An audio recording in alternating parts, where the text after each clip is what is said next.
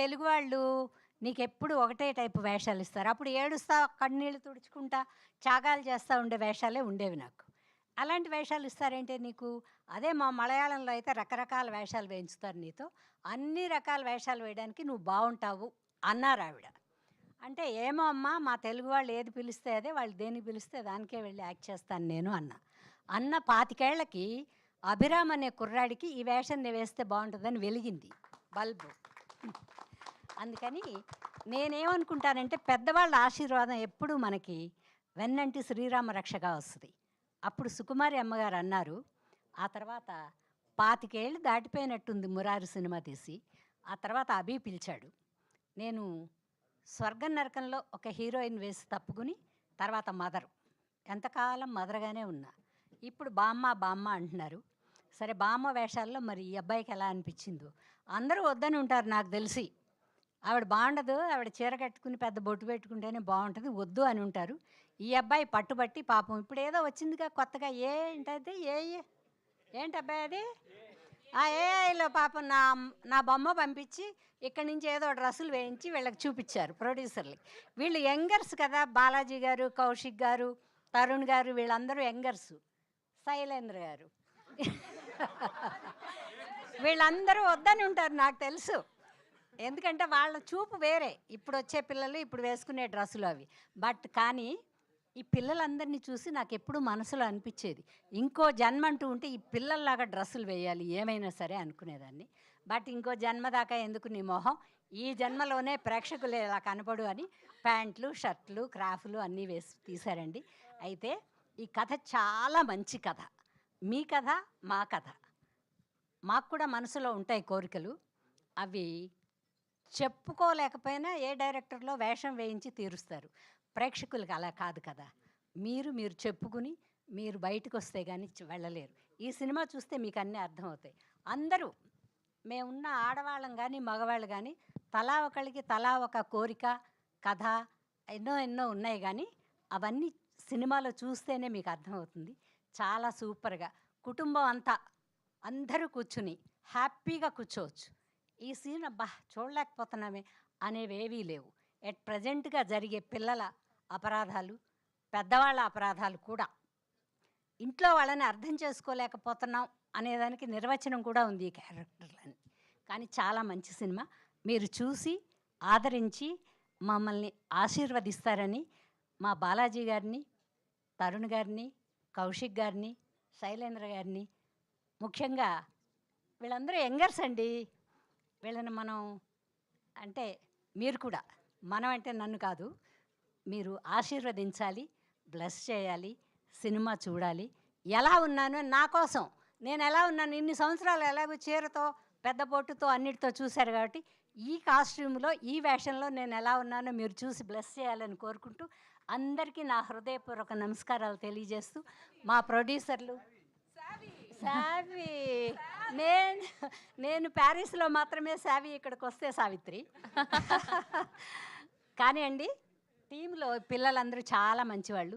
నేను కొన్ని సంవత్సరాల ముందు ఓ బిడ్డను కోల్పోయి కొంచెం మనసు బాధలో ఉన్నాను. కానీ ప్యారిస్కి వెళ్ళి 20 రోజులు వీళ్ళందరితో కలిసి ఉన్నాక పర్వాలేదు, చాలామంది పిల్లలు ఉన్నారు అమ్మ అంటానికి, నాకు ఒక కుటుంబం ఉంది అని ఒక మనస్తృప్తితో తిరిగి వచ్చాను.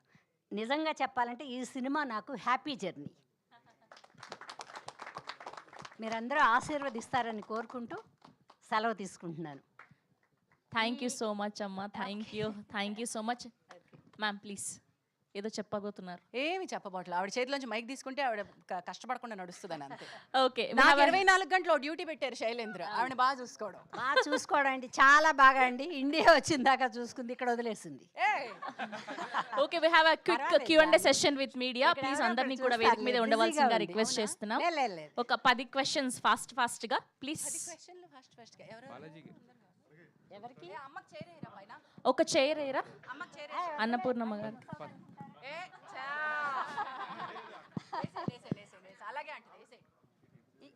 ఫస్ట్ ప్రొడ్యూసర్ గారు, ప్రొడ్యూసర్ బాలాజీ గారు.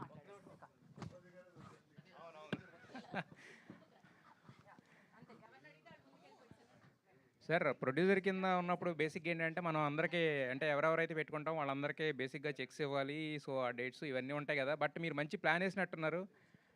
వీళ్ళందరి దగ్గర నుంచి మీరే డబ్బులు తీసుకున్నారేమో రివర్స్లో అనిపిస్తుంది. ఎందుకంటే 20 డేస్ మొత్తం వాళ్ళందరికీ ఒక ఫ్రీగా ప్యారిస్లో ఒక మొత్తం మంచి హాలిడే ఇచ్చారు కదా. మాకైతే టీజర్లో అదే కనపడింది. ఎక్కడ వాళ్ళు యాక్ట్ చేసినట్లేరు, ఎంజాయ్ చేస్తున్నట్టే కనిపించింది.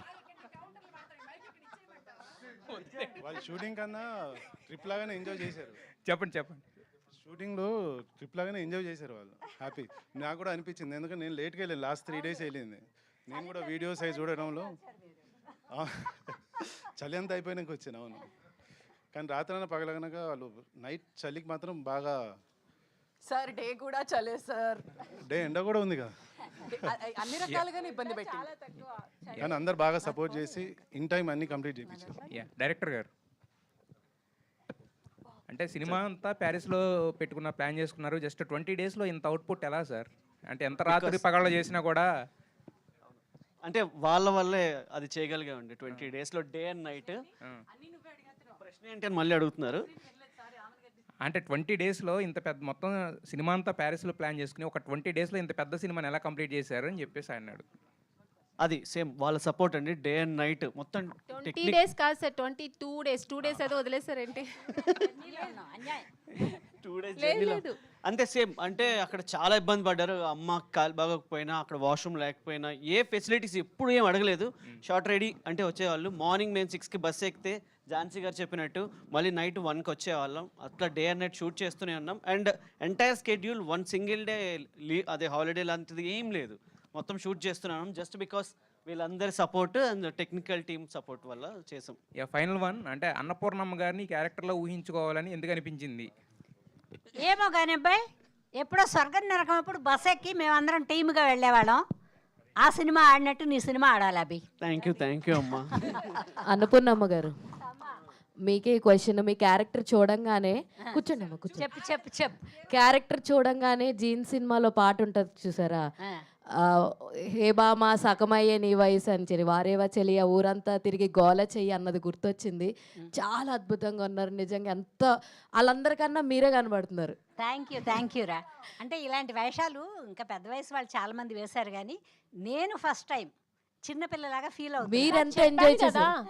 హీరోయిన్ ఆవిడే అలా అంటున్నారు. నేను చిన్నపిల్లలాగా ఫీల్ అయ్యాను. నా కాస్ట్యూము, ఈ కాస్ట్యూమ్ డిజైనర్లు ఎంత బాగానో నాకు కరెక్ట్గా సరిపోయే డ్రెస్సులు సెలెక్ట్ చేసి నిజంగా ఇందాక శ్రవంతి గారు అన్నట్టు మీ డ్రెస్సులకి పోటీ వచ్చేస్తారేమో నెక్స్ట్ టైం. అలాంటి డ్రెస్సెస్ చూస్ చేసుకున్న అంత బాగుంది. కుదరదు ఇంకా వచ్చే జన్మకి. Happy journey to happy journey. Abhiram గారు